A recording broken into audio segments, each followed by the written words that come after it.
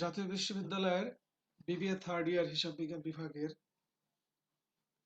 Management accounting এর অধ্যায় 5 cost volume profit analysis এই অধ্যায় নিয়ে আজকে কিছু আলোচনা করব এবং একটি গাণিতিক সমস্যার সমাধান দেখাবো। এই অধ্যায়টি খুবই গুরুত্বপূর্ণ। এখান থেকে প্রতি বছরই সি পার্টে 10 নম্বর থাকে, একটা অঙ্ক আসে, বি পার্টেও আসে। খুব গুরুত্বপূর্ণ একটা চ্যাপ্টার। ম্যানেজমেন্ট অ্যাকাউন্টিং বা অ্যাকাউন্টিং রিলেটেড যতগুলো কোর্স আছে তার মধ্যে এই চ্যাপ্টারটা এই চ্যাপ্টারটার মাধ্যমে মূলত হিসাব বিজ্ঞানে কে কত বেশি পারদর্শী সেটি যাচাই করা হয় আর কি। তো এই চ্যাপ্টারটি সম্পর্কে কিছু মৌলিক আলোচনা করব, তারপর একটা গাণিতিক সমস্যার সমাধান দেখাবো।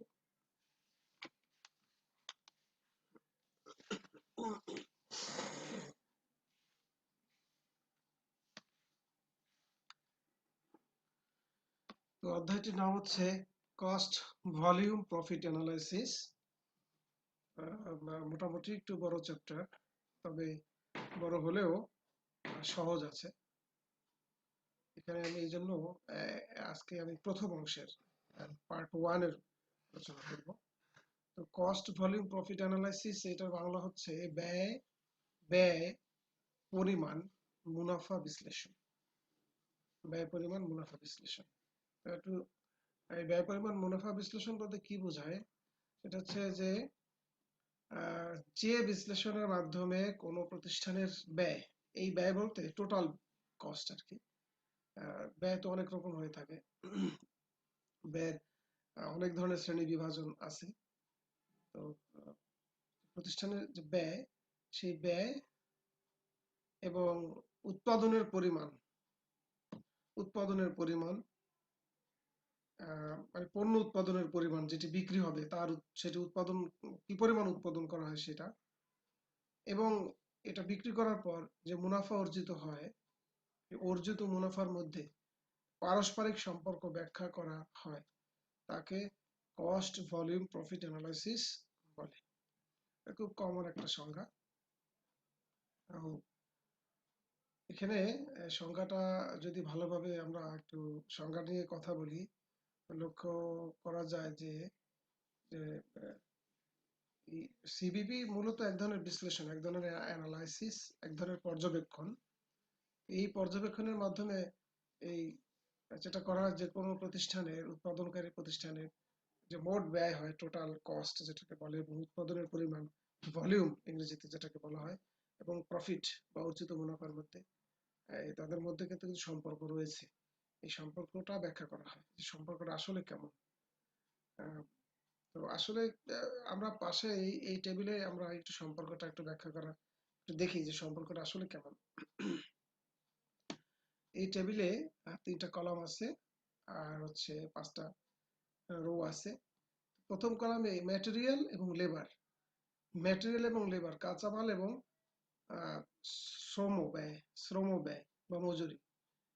এই আহ, এই দুটোকে কিন্তু, এই দুটোর পিছনে কাঁচামাল এবং শ্রম, এই দুটোর পিছনে যা ব্যয় হয়, মেটেরিয়াল এবং লেবার, এইটাকে কিন্তু একসাথে ভেরিয়েবল কস্ট বলে, পরিবর্তনশীল ব্যয় বলা হয়। তো আমরা একটা কাল্পনিক তথ্য ধরে নিচ্ছি যে এই ভেরিয়েবল কস্ট বা পরিবর্তনশীল ব্যয়ের পরিমাণ যদি 50 টাকা হয়, আর স্থায়ী ব্যয় ফিক্সড কস্ট, এই ফিক্সড কস্ট আবার 3 ধরনের হয়। সেটা হচ্ছে fixed factory overhead, fixed overhead, administrative overhead, sales selling বা সেলস ওভারহেড। এই 3 প্রকার ওভারহেড, এগুলোকে বলা হয় ফিক্সড কস্ট, স্থায়ী ব্যয়। পরিবর্তনশীল ব্যয় 50 টাকা, স্থায়ী ব্যয় 40 টাকা। আর এই 2 প্রকার ব্যয় হচ্ছে টোটাল কস্ট, মোট ব্যয়, এটা হচ্ছে 90 টাকা। আর প্রফিট যদি 10 টাকা ধরি, তাহলে সেলস, বিক্রয়ের পরিমাণ হচ্ছে কত? 100 টাকা। তাহলে সংজ্ঞা, এই যে সংজ্ঞাটা আর এখানে বলা আছে, সেখানে বলছিল যে ব্যয় এবং উৎপাদনের পরিমাণ আর অর্জিত মুনাফার মধ্যে সম্পর্ক ব্যাখ্যা করে। তো ব্যয়, লক্ষ্য করো, ব্যয় হচ্ছে 90 টাকা, আর এই ব্যয় হলো 2টা ব্যয়ের সমষ্টি, পরিবর্তনশীল ব্যয় এবং স্থায়ী ব্যয়। 2 ব্যয়ের সমষ্টি হচ্ছে মোট ব্যয়। এই মোট ব্যয় যদি এখান থেকে বেড়ে যায়, আলটিমেটলি মোট ব্যয় যদি বেড়ে যায় তাহলে কিন্তু বিক্রয় মূল্য কিন্তু কি বেড়ে যাবে, বাড়াতে হবে, তা নাহলে কিন্তু প্রফিট আর হবে না, হবে কি লোকসান, লস। তাহলে দেখা যায় যে এই বিক্রয়ের পরিমাণের সাথে যা উৎপাদন করলো সেটা যদি বিক্রি করে, এই বিক্রয়ের পরিমাণের সাথে মোট ব্যয় এবং মুনাফার কিন্তু সম্পর্ক আছে। বিক্রয় যত বাড়বে মুনাফা তত বাড়বে। আবার এই মোট ব্যয় যত বাড়বে মুনাফা কিন্তু তত কম হবে, বিক্রয় যে পরিমাণই হোক না কেন। তাহলে দেখা যাচ্ছে যে এই ব্যয়, মোট ব্যয় এবং এই বিক্রয় এবং এই মুনাফা তিনটার মধ্যে কিন্তু অনেক সম্পর্ক আছে। এই সম্পর্ক ব্যাখ্যা করা হয় মূলত কস্ট ভলিউম প্রফিট অ্যানালাইসিস এই অধ্যায়ে। এই সম্পর্ক ব্যাখ্যা করা হয়, এই সম্পর্ক ব্যাখ্যা করা হয় বিভিন্ন রকম সূত্রের সাহায্যে, নানা রকম সূত্রের সাহায্যে। তো অধিকাংশ ছাত্রছাত্রীরা যখন এই অধ্যায়ের অঙ্ক করতে যায় তখন তারা এই যে অনেকগুলো সূত্র আছে সূত্রগুলো মুখস্থ করার চেষ্টা করে। আসলে সূত্র তো এমনি এমনিতেই মুখস্থ করা মুশকিল বা করা উচিত না, আমি মনে করি উচিত ও ঠিক না। অঙ্ক করতে করতে সূত্র প্রয়োগ করতে করতে এই সূত্রগুলো এমনিতেই মুখস্থ হয়ে যায়। তারপরেও এই যে টেবিলে যেটি দেখানো হলো এটি হচ্ছে সিবিপি অ্যানালাইসিসের সূত্রগুলো বোঝার একটা মূল একটা জায়গা। এটা যদি কেউ ভালোভাবে বুঝতে পারে তাহলে এখানকার সূত্রগুলো তার পক্ষে বোঝা, আয়ত্ত করা এবং ব্যাখ্যা করা খুব সহজ হবে। আমরা আজকে একটা অঙ্ক করব। এখানে আমি এখানে একটা প্রশ্ন লিখেছি। জামান কোম্পানি লিমিটেড প্রডিউসেস এ প্রোডাক্ট সেলিং এট টাকা 20 পার ইউনিট। জামান কোম্পানি লিমিটেড একটা পণ্য উৎপাদন করে, সেই পণ্যের বিক্রয় মূল্য হচ্ছে 20 টাকা, প্রতি একক হচ্ছে 20 টাকা, ভেরিয়েবল কস্ট পার ইউনিট টাকা 10 এবং পরিবর্তনশীল ব্যয় হচ্ছে প্রতি এককে 10 টাকা। বার্ষিক স্থায়ী ব্যয় হচ্ছে 1.5 লক্ষ টাকা। আর estimated sales for the period is টাকা সরি ইজ 25,000 ইউনিটস, অর্থাৎ অনুমিত বিক্রয়ের পরিমাণ হচ্ছে 25,000 ইউনিট। এটা আমাদের একটা প্রশ্ন। এই অধ্যায়ে যতগুলো অঙ্ক আছে এই অঙ্কগুলোকে মোটামুটি 7 থেকে 8টা ক্যাটাগরিতে ভাগ করা হয়। 8টা বা 8টায় যদি আমরা ধরি, 8টা ক্যাটাগরিতে ভাগ করলে 8 ধরনের অঙ্ক আছে। 8 ধরনের অঙ্ক করলে এই চ্যাপ্টারটা শেষ করা সম্ভব এবং এখান থেকে যে কোনো ধরনের অঙ্ক পরীক্ষায় আসলে সেটার উত্তর করা সহজ হবে। আজকে যেহেতু প্রথম লেকচার, সেহেতু খুব বেসিক মৌলিক বিষয় নিয়ে মৌলিক বিষয়ের উপরে আলোচনা করার জন্য ওরকমই একটা অঙ্ক আমি আজকে এখানে বোর্ডে লিখেছি।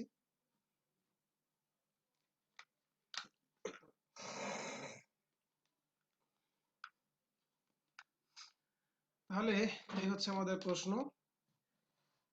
প্রশ্নে আমরা একটু দেখে নেই, আবার একটু দেখি। একটা পণ্য উৎপাদন করে জামান কোম্পানি, বিক্রি করা হচ্ছে 20 টাকায়, আর একটা পণ্যের পরিবর্তনশীল ব্যয় হচ্ছে 10 টাকা, আর বার্ষিক স্থায়ী ব্যয় হচ্ছে 1.5 লাখ টাকা, আর বিক্রয়ের পরিমাণ হচ্ছে 25,000 ইউনিট। বিক্রয় মূল্য কিন্তু প্রতি এককে হয়, প্রতি এককে মানে করা সম্ভব, বা প্রতি এককে হয়, একক প্রতি হয়। পরিবর্তনশীল ব্যয় কিন্তু একক প্রতি হয়। মনে রাখতে হবে যে ফিক্সড কস্ট বা স্থায়ী ব্যয় কিন্তু কখনো একক প্রতি হয় না, এটা কিন্তু টাকার অঙ্কে হয়, একক প্রতি হয় না, টাকার অঙ্কে হয়।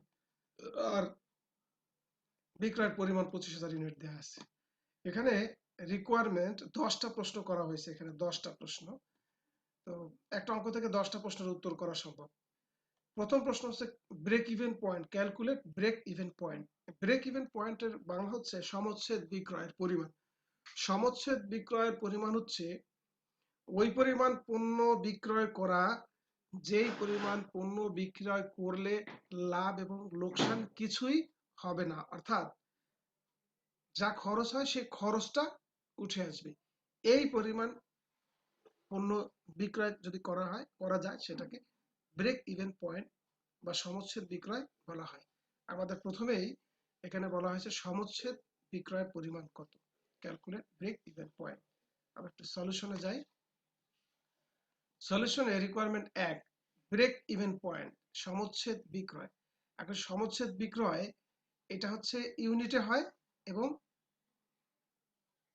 টাকার অঙ্কে হয়, দুইভাবে হয়। ব্রেক ইভেন পয়েন্ট ইউনিটে হয় এবং টাকায় হয়। তো যে কারণে ইউনিটের জন্য একটা ছোট্ট ফর্মুলা ইউজ করব আমরা, টাকার জন্য আরেকটা। অবশ্য ব্রেক ইভেন পয়েন্টের সরাসরি টাকার অঙ্কেও বের করা সম্ভব, একটা ফর্মুলা ইউজ করেও সেটা সরাসরি টাকার অঙ্ক বের করা যায়। কিন্তু কখনো কখনো ইউনিটেও চায় পরীক্ষার প্রশ্নে যে ইউনিট কত, সেক্ষেত্রে আবার কিন্তু আলাদা আলাদা দেখাতে হয়। এই ব্রেক ইভেন পয়েন্টের প্রায় 5 থেকে 6 ধরনের সূত্র আছে, 6টা সূত্র আছে। 6 ধরনের ভিন্ন ভিন্ন সিচুয়েশনে এই 6টা সূত্র ইউজ করার সুযোগ আছে। তবে কমন সূত্র হচ্ছে এটা, আজকে এই যেটা আমি এখানে লিখছি সেটা। তো প্রথমে আমরা ব্রেক ইভেন পয়েন্ট বা সমচ্ছেদ বিন্দু এককে বের করব, ইউনিটস। তো এককের সূত্র হচ্ছে ফিক্সড কস্ট স্থায়ী ব্যয় ভাগ selling price per unit minus variable cost per unit, অর্থাৎ প্রতি একক বিক্রয় মূল্য মাইনাস প্রতি একক পরিবর্তনশীল ব্যয়। আমাদের প্রশ্নে ফিক্সড কস্ট স্থায়ী ব্যয় কিন্তু দেয়া আছে, ফিক্সড কস্ট কিন্তু এখানে দেয়া আছে 1.5 লাখ টাকা। তাহলে আমরা প্রথমে ফিক্সড কস্ট এই জায়গায় 1.5 লাখ টাকা বসাবো, ভাগ সেলিং প্রাইস বিক্রয় মূল্য প্রতি একক 20 টাকা ছিল প্রশ্নে আমাদের, আর প্রতি একক পরিবর্তনশীল ব্যয় 10 টাকা এখানে আমাদের প্রশ্ন দেয়া আছে। একক প্রতি বিক্রয় মূল্য 20 টাকা, একক প্রতি পরিবর্তনশীল ব্যয় 10 টাকা। তাহলে 10 টাকা থেকে 10 টাকা বাদ দিলে 20 টাকা, 20 টাকা, 20 টাকা, 20 টাকা থেকে 10 টাকা বিয়োগ দিলে 10 টাকা থাকে। 1.5 লক্ষকে 10 দিয়ে ভাগ করলে 15,000 ইউনিট হয়। তাহলে আমাদের সমচ্ছেদ বিন্দু, সমচ্ছেদ বিক্রয় ব্রেক ইভেন পয়েন্ট, সমচ্ছেদ বিন্দুতে বিক্রয়ের পরিমাণ এককে হচ্ছে 15,000 ইউনিট। অর্থাৎ 15,000 ইউনিট পণ্য যদি বিক্রি করা হয় তাহলে জামান কোম্পানির লাভ এবং লোকসান কিছুই হবে না। এটা কিন্তু প্রমাণ করা যায়, আমরা চাইলে কিন্তু প্রমাণ করতে পারি। আমরা এভাবে কিন্তু প্রমাণ করতে পারি, এই যে এই এখানে আমরা এখানে প্রমাণ করতে পারি, প্রমাণ করার সুযোগ আছে আমাদের। তারপরে হচ্ছে এই ব্রেক ইভেন পয়েন্ট আমরা ইউনিটে বের করলাম, এখন টাকায়। ব্রেক ইভেন পয়েন্ট ইন টাকা, সমচ্ছেদ বিন্দুতে বিক্রয় টাকায়।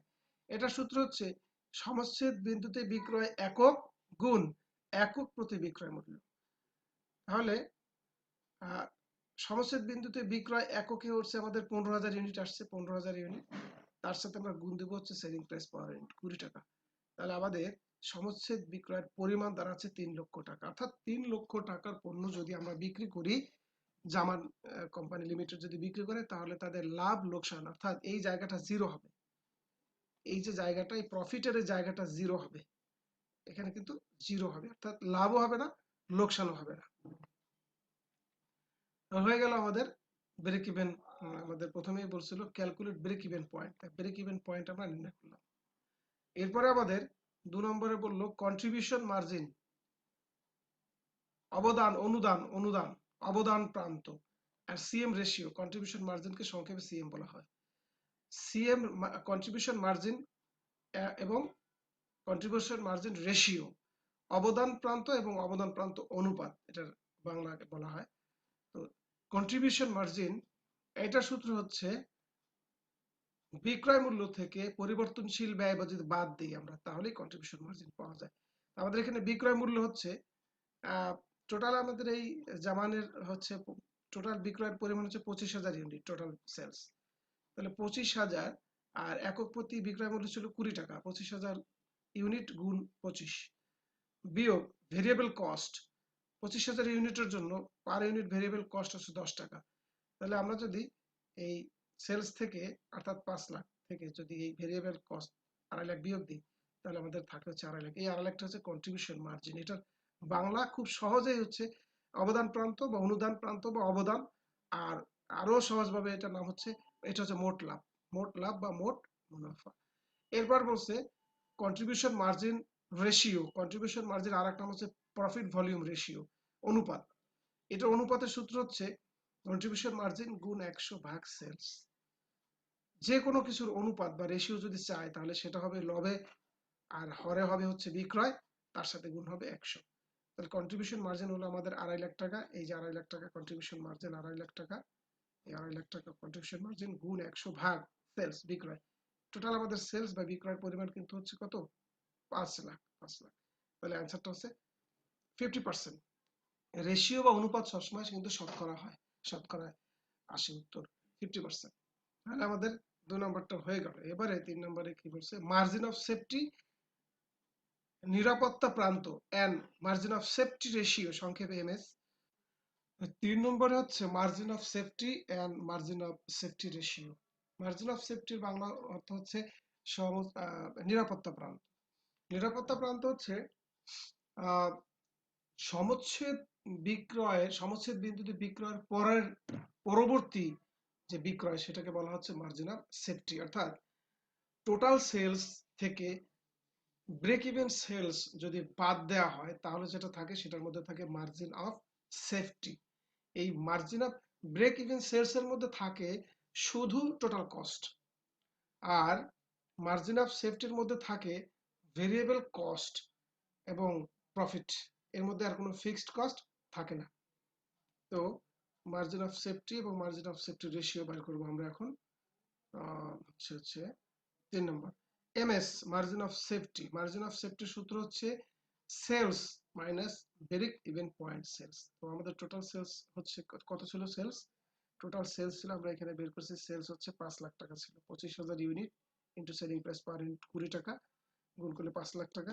তো টোটাল সেলস হচ্ছে 5 লাখ টাকা, আর ব্রেক ইভেন সেলস হচ্ছে 3 লাখ টাকা। এই 5 লাখ টাকা থেকে 3 লাখ টাকা বাদ দিলে আমাদের থাকছে 2 লাখ টাকা। এই 2 লাখ টাকা হচ্ছে আমাদের মার্জিন অফ সেফটি। এই মার্জিন অফ সেফটি এটার মধ্যেই আছে, এর মধ্যে আছে দুটো অংশ, একটা হচ্ছে ভেরিয়েবল কস্ট আর হচ্ছে প্রফিট। এর মধ্যে ফিক্সড কস্টের কোনো অংশ কিন্তু নেই। তারপরে মার্জিন অফ সেফটি রেশিও অর্থাৎ নিরাপত্তা প্রান্ত অনুপাত। নিরাপত্তা প্রান্ত যে কোনো কিছুর অনুপাতের সূত্র হচ্ছে অনুপাত, ওই অনুপাতটা তার সাথে 100 গুণ হবে, ভাগ হবে সেলস।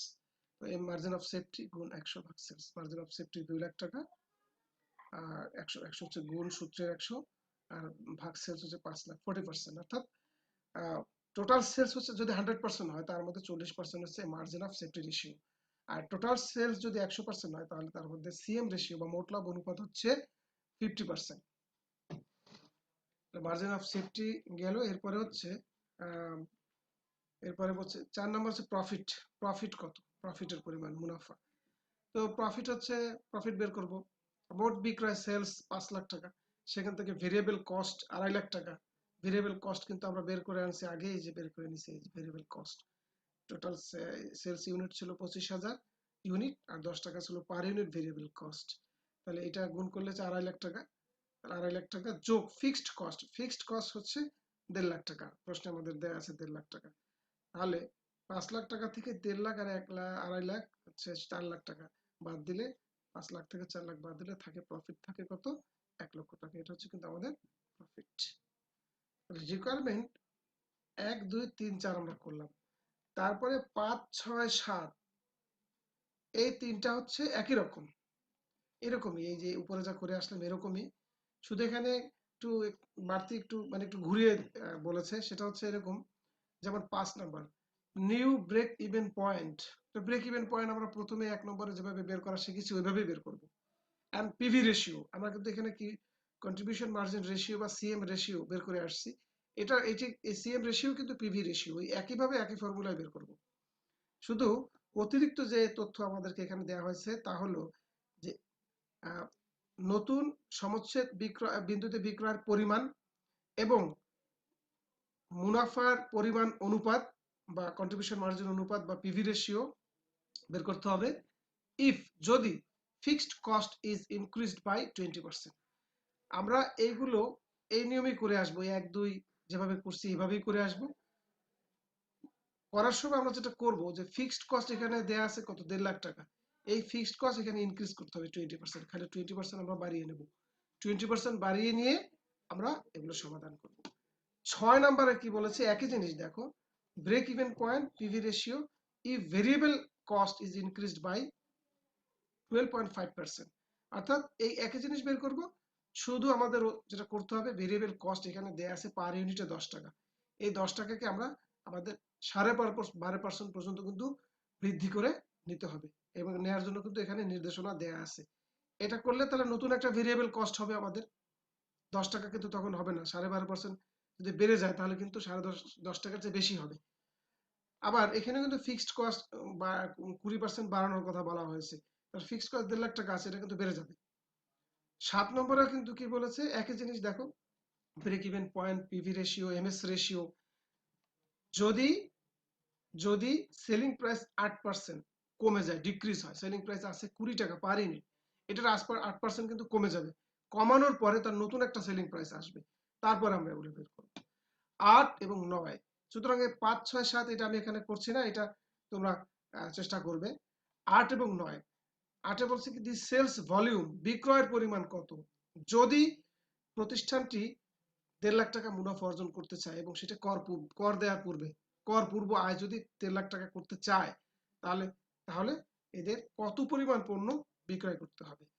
আমাদের পরীক্ষায় আমাদের প্রশ্নে আমরা দেখলাম যে 25,000 ইউনিট পণ্য 20 টাকা করে যদি বিক্রি করে, তাহলে কিন্তু প্রফিট হয় কত, 1 লাখ টাকা, 1 লাখ টাকা প্রফিট হয়। কিন্তু প্রশ্নের শর্তে বলে দিয়েছে যে কর পূর্ব আয় 1 লাখ টাকা না 1.5 লাখ টাকা যদি হয়, অর্থাৎ টার্গেট প্রফিট যদি 1.5 লাখ টাকা হয়, তাহলে কি পরিমাণ পণ্য বিক্রি করতে হবে, তাহলে কি 25,000 ইউনিট পণ্য বিক্রি করলে হবে, হবে না, কারণ 25,000 ইউনিট পণ্য 25,000 ইউনিট পণ্য 25,000 ইউনিট পণ্য বিক্রয় করলে বিক্রয়ের পরিমাণ 5 লাখ টাকা হয়, এবং সেখান থেকে ভেরিয়েবল কস্ট, ফিক্সড কস্ট বাদ দিলে প্রফিট হয় 1 লাখ টাকা। কিন্তু ওরা কিন্তু প্রশ্নে বলে দিয়েছে যে প্রফিট হতে হবে কত, 1.5 লাখ টাকা, টার্গেট প্রফিট হতে হবে 1.5 লাখ টাকা। তাহলে পণ্য বিক্রয় করতে হবে কত ইউনিট, 25,000 ইউনিট নাকি তার বেশি? অবশ্যই 25,000 ইউনিট পণ্য বিক্রয় করলে হবে না, আরো বেশি পণ্য বিক্রি করতে হবে। এটাকে বলা হচ্ছে রিকোয়ার্ড সেলস ইন ইউনিট, অর্থাৎ বিক্রয়ের পরিমাণ, প্রয়োজনীয় বিক্রয়ের পরিমাণ। এইটা সূত্র হচ্ছে ফিক্সড কস্টের সাথে টার্গেট প্রফিটটা যোগ করতে হবে, আর তাকে ভাগ করতে হবে selling price per unit minus variable cost per unit. Fixed cost হচ্ছে 1.5 লাখ টাকা, পরীক্ষা মূল প্রশ্নে যে 1.5 লাখ টাকা দেওয়া ছিল ফিক্সড কস্ট, ওটা ফিক্সড কস্ট সবসময় ফিক্সড, ওটা কিন্তু কখনো কমবেও না কখনো বাড়বে না, যদি অঙ্কে যদি বলে না দেয়, প্রশ্নের ইঙ্গিত যদি না দেয়। মূল প্রশ্নে কিন্তু যা থাকবে সে ফিক্সড কস্ট সবসময়ের জন্য কিন্তু ফিক্সড থাকবে, তাতে বিক্রয়ের পরিমাণ যত বাড়ুক আর যত কমুক, ফিক্সড কস্ট সব সময় কিন্তু স্থির থাকবে, পরিবর্তন হবে শুধু ভেরিয়েবল কস্ট। যাই হোক, ফিক্সড কস্ট হচ্ছে 1.5 লাখ, আর টার্গেট প্রফিট কিন্তু বলে দিয়েছে, টার্গেট প্রফিট হচ্ছে কত, 1.5 লাখ টাকা। টার্গেট প্রফিট হচ্ছে 1.5 লাখ ভাগ সেলিং প্রাইস পার ইউনিট 20 টাকা, আর ভেরিয়েবল কস্ট পার ইউনিট হচ্ছে, এটা হচ্ছে 10 হবে, এখানে ভুলে 20 লেখা হয়েছে, 10 হবে। তো এটা করলে ক্যালকুলেশন করলে আসে 30,000 ইউনিট, অর্থাৎ 30,000 ইউনিট পণ্য যদি বিক্রি করা হয়, তাহলে কিন্তু এই প্রতিষ্ঠান 1.5 লাখ টাকা টার্গেট প্রফিট 1.5 লাখ টাকা মুনাফা করতে পারবে কর পূর্ব, কর দেওয়ার পূর্বে। আমরা এটা কিন্তু চাইলে তোমরা প্রমাণ করতে পারো, প্রথমে টেবিলে যে এই যে টেবিলের এটা দিয়ে কিন্তু তোমরা সেটা প্রমাণ করতে পারো যে আসলে প্রফিটটা 1.5 লাখ টাকা হবে, সেটা তোমরা প্রমাণ করতে পারো চেষ্টা করলে। আর এটাকে আমরা ইউনিটে বের করলাম, রিকোয়ার্ড সেলস ইন ইউনিট, আমরা টাকার অঙ্কে বের করব, required sales in taka, required sales in unit গুণ selling price per unit. Required sales in unit হচ্ছে 30,000 ইউনিট, আর সেলিং প্রাইস পার ইউনিট এখানে চেঞ্জ হয়নি, 20 টাকা, তার মানে 6 লাখ টাকা। 6 লাখ টাকার পণ্য বিক্রি করলে 1.5 লাখ টাকা মুনাফা করা সম্ভব কর দেওয়ার আগে। আর 9 নম্বর যেটা বলছে সেটা হচ্ছে যে মানে বিক্রয়ের পরিমাণ কত যদি প্রতিষ্ঠানটি আফটার ট্যাক্স, কর দেওয়ার পরে, কর পরবর্তী আয় যদি 1 লাখ টাকা করতে চায়, তাহলে বিক্রয়ের পরিমাণ কত। সেক্ষেত্রে আমরা সেক্ষেত্রে আমাদের একই একই ফর্মুলা, এই একই সূত্র হবে, একই সূত্র, শুধু এই টার্গেট প্রফিট টিপি, এই টিপির নিচে আমরা 1 মাইনাস ট্যাক্স রেটটা বসিয়ে দেবো, 1 মাইনাস টিআর। ট্যাক্স রেট কিন্তু এখানে দেওয়া ছিল, ট্যাক্স রেট হচ্ছে 50%, আমরা এখানে টিপির নিচে, এই যে টিপির নিচে এখানে দিব হচ্ছে 1 মাইনাস টিআর, 1 মাইনাস 0.50 তারপর যেটা আসে ওইটা ওইভাবে আসবে, ইউনিটে আসবে এবং এটা টাকার অঙ্কে আসবে। আর 10 যেটা বলছে এস্টিমেটেড প্রফিট, প্রফিটের পরিমাণ কত যদি বিক্রয় 20% বেড়ে যায়। তো বিক্রয় যখন 25,000 ইউনিট ছিল, প্রশ্নে বিক্রয়ের পরিমাণ ছিল 25,000, এটা এখন 20% বেড়ে যাবে, তা বেড়ে গেলে প্রফিটটা কত হবে, তো বিক্রয়কে বাড়িয়ে নিতে হবে 25,000 ইউনিটকে 20%, অর্থাৎ প্রায় 5,000 ইউনিট বেড়ে যাবে, অর্থাৎ বিক্রয় হয়ে যাবে 30,000 ইউনিট, তখন কত, সেটা তোমরা নিজেরা চেষ্টা করে নিজেরা এখান থেকে চাইলেই বের করতে পারবে। তো এখানে আমি কিছুক্ষণ আগেই বলেছি যে এখানে এই অধ্যায়ে মোটামুটি 7 থেকে 8টা ক্যাটাগরির নিয়মের অঙ্ক আছে, আজকে আমি একটা ক্যাটাগরির একদম মূল আর কি, বেসিক জিনিস এবিসিডি বলা যায়, এরকম একটা অঙ্ক এখানে দেখালাম। এটা তোমরা ভালোভাবে দেখবা, আর বাসায় এর উপরে আরো অসংখ্য অঙ্ক আছে বইতে, এগুলো তোমরা প্র্যাকটিস করবা। এরপরে আমি অন্য যে নিয়ম আছে সেই নিয়মের উপর তোমাদেরকে অঙ্ক নিয়ে আলোচনা করব।